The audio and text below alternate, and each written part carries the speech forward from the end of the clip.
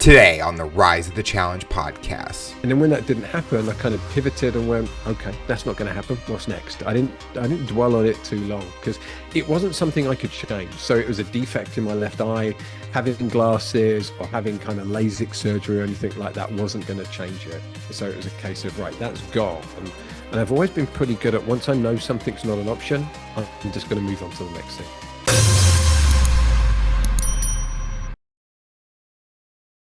Is the last name Povey? Povey. Povey.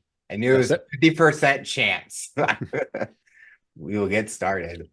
Welcome to the Rise of the Challenge podcast. Doing today, he's an elite sports coach and cyclist champion. It's Lee Povey. How are you doing today, Lee? I'm great. How are you? Doing good. We're so excited to have you on the show to talk about your rise to the challenge. What I'd like to do with all of our guests is go right to the beginning. Talk about where you're from and what you like doing growing up. Oh, Alex, I'm from Brighton in UK. So what did I like doing? I've always been fascinated by how things work. So for me, the kind of first version of that was Lego and Meccano. I don't know if you had Meccano here in America, but Meccano is kind of like a mechanical version of Lego that you have to put together with nuts and bolts. So I liked figuring out how things work. I would take things apart, I'd put them back together again, and I loved building things with Lego.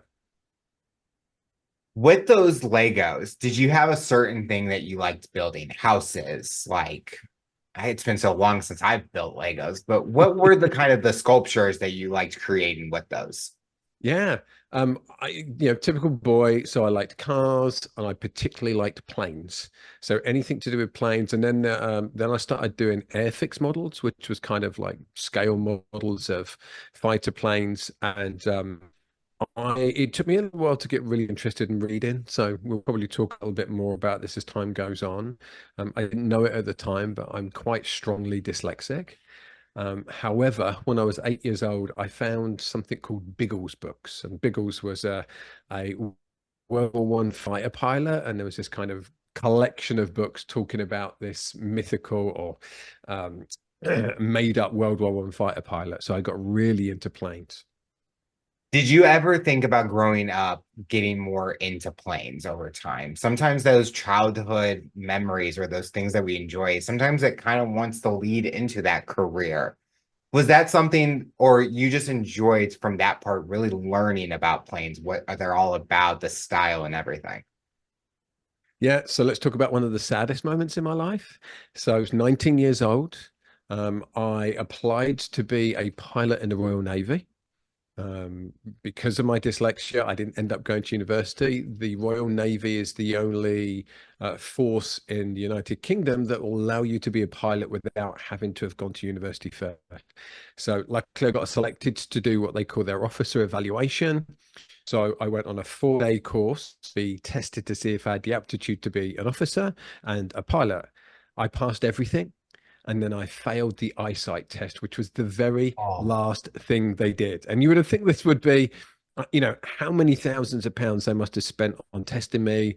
All of these aptitude tests we were doing, computer simulations, on kind of field officer training and evaluation. And then the very last thing was the eyesight test. And I failed that. Oh, wow. It's like sometimes it's like people I've heard with the military here, they have a passion for it, but it's like a condition that they have.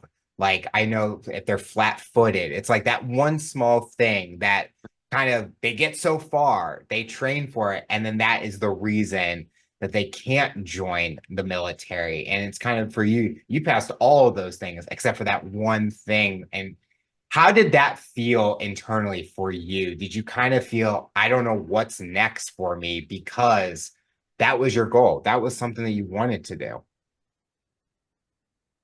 It was interesting. It was kind of a quick goal. So I'd obviously been really interested in planes, aviation when I was younger. Then I got into sport. So then I was on the GB national team when I was 17, 18. Realized I was good at a national level, but I wasn't going to go and win an Olympic gold medal. Like I wasn't quite good enough for that. So I was kind of floundering what was going to be next. And I was watching Jurassic Park. And there's a scene in Jurassic Park where the helicopter comes down into this kind of opening. And I was like, I want to be a helicopter pilot. What's the easiest way to do that? Or what's the not easiest, what's the most effective way to do that? And it's for a forces, you know, an armed forces to pay for your training and Mhm. then to spend time getting doing that. So that's why I applied, thinking that I would probably then either eventually become a jet pilot or I would end up in commercial aviation. That was kind of the route I was seeing for myself. And then when that didn't happen, I kind of pivoted and went, okay, that's not going to happen. What's next? I didn't dwell on it too long because it wasn't something I could change. So it was a defect in my left eye. Having glasses or having kind of LASIK surgery or anything like that wasn't going to change it. So it was a case of, right, that's gone. And I've always been pretty good at once I know something's not an option, I'm just going to move on to the next thing. As you're growing up, did you have anyone that was a big motivator or inspiration for you, or were those kind of figures not there or present in your life? Yes and no. So the biggest motivator for me and the man that I've turned out to be was two people. One would be my dad, but it would be in the opposite way to usual. So my dad was the kind of worst dad that you could imagine. So he was a narcissist. Now we would judge him to be a sociopath, as in he didn't really possess empathy for other human beings. Everything was about him, cheated on my mum numerous times, didn't really look after us kids, didn't attend family functions, never went on vacation with us, just either absent or behaved poorly. The only thing he was interested in with me was cycling because that was his sport. And, you know, lo and behold, that's the sport that I ended up doing. What a shock. But from a reasonably early age, but certainly about at least I was sort of 14 or 15, I don't want to become him. So how do I make my life different? What is it I need to learn? And that's when I started, certainly around that point, started becoming interested in human behavior. So my wants to find out how the world work moved from originally about how things work to Mhm. then about how humans worked. First, physiology, like how do athletes work? How do I become a better athlete? And then as life has gone on, more and more to how do our brains work? How do we relate to each other? How do we relate to ourselves? What is the human condition and how do we manage it?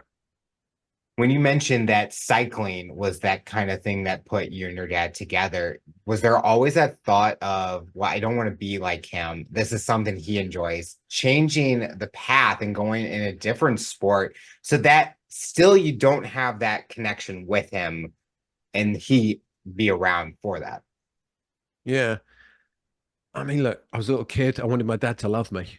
And so I'm trying my best to get noticed. Mhm. And I got noticed by my dad for sport and only cycling. So at one stage, I was captain of my school rugby team. He didn't come and watch a single rugby game. I swam for my county. I can't remember if he come and watched me swim, but he certainly didn't pay much interest in it. My mum was there for everything. So then to talk about the other role models for me, my mum was a strong role model for me because she was the very opposite of him, very loving, very caring, and really kind of role modeled what that looked like as a human being. With cycling, what was the biggest challenge that it took for you with cycling? And what was one of those positive things that you learned about yourself through cycling? Yeah. So let's fast forward quite a few years now. And I moved into real estate. I worked for a corporate company. Then I had my own real estate agency. And I, at the time, was still racing, but at kind of a lower local level. And because I was known as the fastest local guy, some of the parents of some of the younger athletes were like, "Hey, can you help my kid out? Can you give him some pointers? Can you help them be a better sprinter?" So I started coaching a couple of the younger local riders, and and then started training with them as well. And that was kind of the start of my path out of business and out of real estate into cycling coaching. And that motivated me to start training more and more again myself. So I started competing again. And in 2010, best shape of my life, really. I just set a PR in qualifying for a race. It was an outdoor track and I crashed really badly, crashed at 40 mile an hour and broke every single bone in my shoulder. Oh, So, yeah. So I just had this massive pivotal life moment. Like, okay, what does life mean? Oh, excuse me a minute. Yeah, what does life mean? So Hang on one second, Alex. I'm gonna have to cough. I've been talking all day and been fine, and typically now I'm on a podcast, so I come back to it. Yeah, so I crash. It's a bad crash. I break every single bone in my shoulder. Um, and it really made me reevaluate my life. Like, what was my life about? What did I want to achieve in my life? And also, what were the relationships that I wanted in my life? So when I had this crash, I was dating somebody who was lovely. However, our relationship was I was the hero and she was the person that needed to be rescued. Now, suddenly I'm the one that's rescuing. Physically, I can't do what I can usually do. And there's a big emotional knock-on effect for me because I'm used to being pretty indestructible. And now I'm not. And there's that fallibility and that humility of, oh, okay, I'm not the hero I thought I was. I thought I was unbreakable. Well, clearly I'm quite breakable. Yep. And there was just a massive knock to my psyche and to my ego. And I was really vulnerable. And she didn't know what to do with that. She wanted me to be there for her, but she didn't know how to be there for me. And it wasn't malicious. It wasn't that she was being horrible. She just didn't know how to do it. And I'm looking at the relationship and going, is this what I want for the rest of my life? The relationship only works when I'm okay and she's not. And then I looked at some of my friendships, and some of my friendships were the same. They worked on the premise that Lee's okay and he'll fix me or he'll help me. And that's not what I wanted anymore. I wanted equal relationships where it wasn't reliant on me to be strong. And also that my friends didn't even notice that I needed support. So I rang a friend up the day of my first surgery. So I ended up having two surgeries on my shoulder. So I rang a friend up on the day of my first surgery and said, hey, can you take me to hospital? And he said, well, why don't you just get a taxi? I'm like, can you take me to hospital? And he said, just get a taxi, mate. So, I got a taxi. What I didn't fully understand, and what he definitely didn't understand, was I was saying, can you come hold my hand? Because I'm really scared, because I've never had an operation before and I've never been Yeah. in hospital. I just want you to be there for me emotionally. And I didn't really, even though at this point I'd had therapy and I'd been in men's groups, I didn't know how to have that language for me. I could see it in other people and I could recognize their need, but I didn't know how to say for me, you know what? I'm feeling really scared. So I'm sitting in hospital, the most scared I've ever been in my life. And it really kind of hit me. Oh, okay. I am vulnerable. I am in need of support, and I've got to start asking for it. And I've got to be really clear when I ask for it, because people always assume I'm okay because I'm quite resilient. So they're like, Lee's okay. Lee doesn't need help. So a second operation 6 months later, when I had that second operation, I had like 4 or 5 friends go with me, and then a bunch come and meet me after the operation. And it was just a very different and loving experience, because in the meantime, I'd said to my friends, hey, I need support too. It can't just be one way. And I let go of some relationships, and other relationships really improved because we had those conversations. I love that you mentioned about the one-way friendship, because I think a lot of people listening to this can relate to that, where they feel that they're putting so much effort into their friendships or relationships that they don't get it reciprocated back. And I think your situation is similar to where I am, is we put so much into that individual that is part of our lives. But when you mentioned that you didn't have friends and that first operation that they didn't come help, I feel the same way. It's like, I'm always going out there for you. What about doing things for me? Like reaching out to me. What's going on in my life? I hate that I have to tell my friends what's going on in my life for them to care, when you should be asking and like be that friend. I love how you mentioned that, because I think it's so valuable, and especially in a time of need where you needed someone. And I think you saying that now you're vocal about it, I think it's so perfect, because a lot of people out there need to hear that, because I think they're afraid to lose that friendship. But if you're not able to speak your mind, that friendship is never going to work out if you don't speak up about those things. Yeah, no, I appreciate that, Alex. And, I had to take responsibility for my role in those relationships. I liked being the hero. I liked people needing me. So I liked that those relationships were a bit one-sided, or at least I thought it was serving me at one point. And then I Mhm. very quickly realized that it wasn't.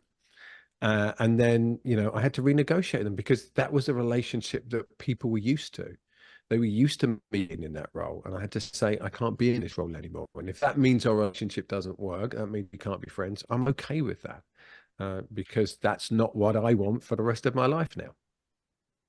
After that surgery or those surgeries, did you feel that you Hmm. wanted to get back on a bike, or were you nervous to get back on a bike again? Or did you feel that you had a lot more to accomplish and this was just a stepping stone to get to those accomplishments? Kind of all of it. I wasn't sure if I wanted to train again. I really struggled to train in between the two surgeries. I developed a lot of scar tissue after the first surgery, which is why I had to have the second surgery. I was doing a lot of physio. It was really painful. My shoulder wasn't moving as it should do. So I didn't know whether I was going to be able to race again for a while or whether I wanted to. One of the realizations that I had, though, after the second surgery and my body started to work properly again was sport was it wasn't a right, it was a privilege. And for me to want to continue and to go to an even higher level, I had to really enjoy every part of it. And before my operation, I was very focused on winning. It was like, I'm here to win. And after my operation, I really focused on the experience. I focused on being the best version of myself. And that's very much what I bring to my leadership coaching now and the startup companies I work with, is that let's be the best version of yourself and the result will take care of itself. And that was how I coached my Olympic athletes as well. It's like, let's focus on you being the best version of yourself and then the result will take care of itself, because you can't control your competition. What you can control, though, is you turning up to be the best version of yourself. And that meant to me creating communities that I enjoyed training with, because if I'm going to spend 20 hours a week at the track, I've got to make sure that I really enjoy those 20 hours a Yeah. week. Even when, physically it can be pretty uncomfortable at times, I've still got to enjoy the process of it. So it really it made me have a new appreciation for my body and for being able to do sport at a high level. And interestingly, my best results were all after that crash. Looking at your cycling journey, what was the biggest accomplishment that you are proud of, or what were a few of those big accomplishments for you As a coach or an athlete. as an athlete? Hmm. So, most of my biggest results were as a masters rider. So this is 35 plus. Think of it as like a really serious hobbyist, training like a younger elite athlete. And there's three things that stand out. So one, I won the California State Championships at 40 years of age. So I was racing against athletes a lot younger than me. And to be the champion of the whole state of California, that's pretty cool. And I won a British Championships and a US Championships in 2018 in a 10-day period. So I flew to the UK, won the sprint and the team sprint at the British Championships, flew back, coached the National Junior Championships, and then raced myself and won the US Championships. And that, yeah, as I said, that was within a 10-day period, with jet lag and and another big achievement for me there, interestingly, was I didn't have any confectionery from my birthday in April till the National Championships, where then I ate one celebratory ice cream, and then I didn't have anything else until the World Championships in October. And people that know me know that as a huge achievement because I am fueled by sugar. And it was such a difficult thing for me to do that I've done it again this year. So beginning of the year, I said, right, same thing. I'm not going to have anything this year. And I've done it all the way till I went to Paris last week and I gave myself a break in Paris. I said, right, you can have a week off in Paris because it'd be stupid not to enjoy the food in Paris. But then I'm back onto it and I won't until the end of the year have any confectionery. I don't think you did enough in those 10 days. I think you should have just added more to the schedule. I mean, but even like the change in jet lag, that's just amazing. But like you mentioned, the training is a lot tougher. If someone's listening to this, the training aspect of it, was it hard to separate personal and professional? Like where you're so more focused on the training that, but your personal side maybe was challenged, seeing friends, seeing family, relationships, and things like that. Was it hard being able to do both at the same time? Very. And definitely there were things that I didn't do. There was competitions that I was going to, either as a coach or an athlete, that would mean that I missed things like friends' weddings. So everything was always focused about that. And it's the same for athletes that I've worked with. So one of my best friends got a silver medal in the Tokyo Olympics. Me and my wife got married in October 2017. He was at an international competition and couldn't come to our wedding, Oh, something that really pained him. That's the commitment you make when you're going to be an athlete at that level. It's things like I wouldn't go for a walk because I'd be resting from a training session and I want to keep off my legs to rest my legs so that I'm mhm. ready for the next day's training session. We've now got a dog. I go and walk my dog every day. Now, I wouldn't have done that before. Like, I would not have taken my dog for a walk because I'd be thinking, how do I rest for tomorrow? So you are so, when you're competing at that level, you're so single-mindedly focused on Mhm. everything is about your body being in, or your body and your mind being in the best shape possible for you to be able to perform at the next training session. With coaching, when you were coaching athletes, do you feel that a lot of the coach or the athletes that came to you, you found that they were able to connect with you because you have that experience? You've been on the courses, you have won championships all around the world because they can trust in the insight that you're able to give them. So I'm very conflicted on this because a lot of the world's best coaches were not world-class athletes, or certainly not world-class athletes in the sports that they coach. And there's a misconception that being a world-class athlete means you're going to be a great coach. And actually, Correct. lots of world-class athletes that become coaches are terrible coaches. So part of the work that I do now is I mentor other sports coaches. Or, I'm not a sports coach myself anymore, but I mentor sports coaches. And I do that because they get so little leadership training and support. And it's a skill and you have to learn it. And it's very different from being an athlete. So when you're an athlete, your job is to be selfish. You set the world up around you for you to be able to perform at your best. So it's a quite selfish endeavor. Even in team sports, you're setting up everything around you for you to be the best version of yourself and the team to be the best version of itself. And you become a coach, it's completely opposite. Your job as a coach is to do everything you can for everybody else. Yep. So it's a big switch for people to be able to do. So yes, it can be helpful that having had that experience myself, I could really relate to what athletes were going through. And I had to do a lot of training and be very thoughtful about how I was going to make sure that I wasn't being selfish as a coach and it wasn't about what I needed. But as you said, it is very attractive to people that they look for people that have done well because they're like, oh, if he did well, he must be able to show me how to do it. We ignore the genetic component that most of the people that do well, they do well because their parents gave birth to the right kid and they were came with the right genetic gifts, right? That is a good 50% of the sport is you've got to have the right genetic makeup in the first place. Then you've got to do something with it, but you can't be an elite athlete without the right genetic makeup in the first place. So as I said, I'm pretty torn. For me, having some experience definitely is a plus, but it is not what makes you a great coach. What makes you a great coach is understanding human beings and being able to put other people before you in a healthy way. Do you feel not having that prior experience learning about human behavior would have made it even more challenging for you to be a coach or someone that mentors coaches? But having that knowledge gives you kind of an advantage when you're mentoring coaches to kind of get them to think in a different way than they're probably thinking when they're helping their athletes. Yeah, I was very lucky because I came into coaching differently than most people come into coaching. Most people are an elite athlete, they retire as an athlete, they start coaching. I went the business route first. So I had training in management, I had training in management skills, I had training in feedback. All of that was so useful that when I went into coaching, I understood what being a leader was because I'd spent the previous 15 years of my career doing that. So I already understood what the role of being a coach was. It's the same as being a leader, it's the same as being a manager. So that was a massive advantage to me. And now that is what I aim to give the coaches that I mentor is this training and support of the difference between being an athlete and a coach and what it means to be a leader. And that's very trainable. We talk about people being natural leaders, and like everything, people have aptitudes for different things.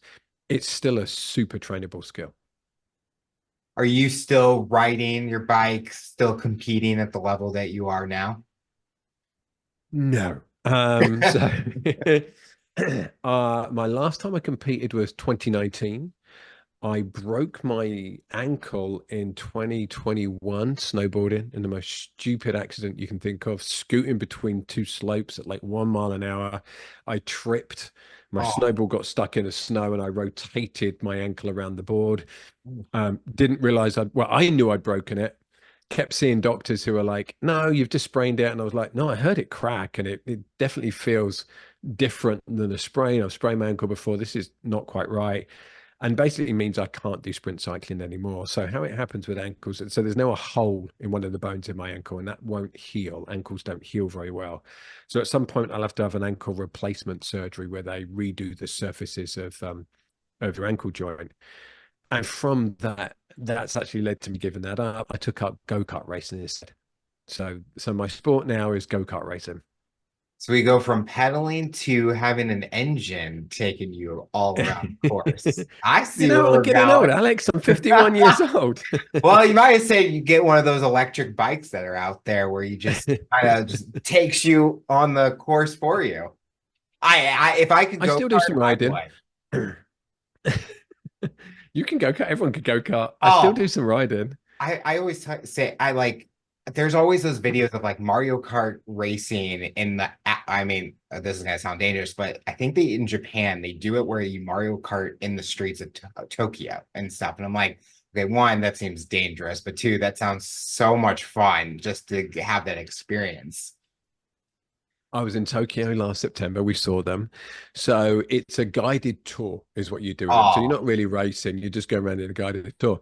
And I was gutted because they have a weight limit and a height limit. And I'm 6'2" and 200 pounds. And the weight limit's like 180 pounds and a height limit's 5'10". So I couldn't do it, unfortunately. I'm shocked that they have a limit for that. Just for that. It's like, Have you been to Japan? Everybody is tiny. oh, well, that's true. No, I haven't. One day. They just need to get bigger go-karts then. So for the taller people. With coaching now, do you have a passion in other areas, maybe going back into business, or do you have a new item that you want to take on while you're doing the coaching? I've got really into weightlifting again. So I took I mean, I've always done it, but I wasn't training that hard before because, I was worn out. I've been an athlete for 35 years on and off. I first started competing when I was 13, retired when I was, what was I, 47? So that's a long time to be doing the sport. So I kind of didn't train very hard for a while, and then I've got back into it. So I'm really kind of enjoying doing weightlifting in a different way because my weightlifting was always very sport specific, not a lot of upper body work because you don't want to put too much muscle mass on. It's weight that slows you down, very focused. So now I'm weight training in a different way, which is interesting. Honestly, though, Alex, my passion really is understanding human beings. Like that's what lights my fire. I'm very impact driven. So one of the reasons I moved into what I do now out of sports coaching was with sports coaching, I was heavily impacting 10 to 12 athletes at a time. Now I can impact hundreds of people at a time, thousands of people at a time, maybe millions of people at a time, because I'm working with leaders that are creating products and services that impact humanity. So I can really amplify what I do in the world, and that is what motivates me. Like I want to change things. I want humans to have a different experience. That's why I'm on your podcast now. It's about me hoping that I can share stuff I can share from my experiences, or I can share some tools and tips that are just going to give people a better experience. As we've been on your journey and your rise to the challenge, let's talk a little bit about some fun. When you're not coaching, when you're not weightlifting, what are some other things you like to do for fun that maybe people don't know you like to enjoy? Oh, Alex. Okay, let's out myself right now. So the first thing I'm going to do is I'm going to share that I love cheesy singing talent shows. So Oh, think The Voice or Pop Idol. I'm fascinated by people that can sing really well. So I just love it. I have perfect pitch, so I can tell when people are singing really well. Unfortunately, I can't sing very well. I'm very average. And because I have perfect pitch, I know I'm very average. I can whistle really well. So kind of my hidden talent is I can whistle better than anybody I've ever met. But I can't sing very well. And nobody cares whether you can whistle well. People care whether you can sing well. That's true. So I like that. And my particular thing around that is I hate all of the emotional drama bullshit that goes with it. I have no interest in that. So I'll record them and then I'll fast forward it and I'll get just to the singing. And if I like the judge, I'll listen to the judge and I'll fast forward the ones I don't like. And that is as much of it that I'm interested in. Interesting. What is your out of all those shows? Because it seems like there's so many singing shows nowadays. I mean, every country has their own version. What is your go-to for one? Do you like the American Idol, The Voice, X Factor? I don't even think X Factor is even on it anymore. Might be. I don't even know nowadays. There's so many out there. No, the voice is my favorite one, mainly because I prefer the judges on that. So I'm not such a fan of the judges on Pop Idol. So I find the judges on The Voice to be better judges. I would agree with that. I'm not, I used to watch all of those. I don't anymore because it's like, okay, it's like the same thing over and over and over. I'm like, There's no. just too many, and they have like 2 seasons a year, and they're on season 30 or something. It's like, come on. I went to Universal in California and they told me that The Voice was taping their live show in one studio lot. And then after they got done taping that live, they had to go to the other lot and tape next season. And I'm thinking, you're doing a live one now and you're taping the next one already. Like, that's too much for me. But I mean, they can crank those out like crazy. And it's just, it's amazing that they can do it. I mean, but it just shows the popularity of those shows. I'm a horrible singer. I'm a car seat singer. So you see me driving, I'm probably singing a song or in my house, but that's about it. That's as far as it's going to go. And there's me. I thought you were in the shower singer, Alex. I can see it right now, top of your lungs. No, I mean, I am not a shower singer. I probably would sound even worse there if I did. The final question I'll ask you for someone that's listening to this interview based on your journey and experience, what tips or advice would you give them to overcome obstacles, accomplish their goals, and rise to the challenge? Okay, let's fill up the next hour. Um, One of the biggest helps for me with all of the self-help work I've done, the therapy, the coaching, the men's groups, that's one thing is get to understand yourself. So, how I work with the people I work with is we establish who you are. So we're all born with certain genetic personality traits. And then we put on these kind of survival shields to get through our childhood. So if you think you're a really curious kid, and there's various ways that your parents could encounter that. So they could be very encouraging and like, oh, ask us lots of questions and tell us what you're learning about. Or they could be stressed and tired and not give you the attention and say, please shut up, like I'm tired, please leave me alone. And you as a kid are going to take on a behavior to adapt to that. So then we get into adulthood, and it's like, how do these behaviors affect our relationships when we're no longer in our family unit? So, how do we encounter the world? Discovering that about yourself is incredibly powerful. When you know these shields that you're taking around with yourself and you can start to recognize them and let go of them, life's a hell of a lot more fun. And what comes with that is realizing that all you can control in the world is how you relate to things. You can't control what's happening. I can't control that I broke my shoulder. I can't control that I broke my ankle. I mean, sure, I could have stayed at home and not do those things, but I could slip in the shower and break my ankle. So life is going to happen to you. All you can control is how you respond to it. There's a fabulous book by a guy called Viktor Frankl, Man's Search for Meaning. I'd recommend everybody read it. It's about his experience as a psychologist in a Second World War camp. So he's a Jewish psychologist in Germany, and he kind of documents his experience. And what he realizes from the experience is even in the worst human suffering, the worst treatment, people dying next to him, he realized that the people that survived were the ones that were still able to find some joy in it. They were still able to relate to it in some kind of positive way. And this is it. So we get this choice. Are you going to be controlled by the world? Are you going to be controlled by what the world throws at you? Or are you going to be curious and go, interesting. What do I learn from this? Interesting. How would I like to relate to this instead? Do you relate to the world as being a grind? Do you relate to your job as being a grind? Do you relate to your relationship as being a grind? Or do you relate to it with, how do I find joy? And how do I keep looking for moments of joy?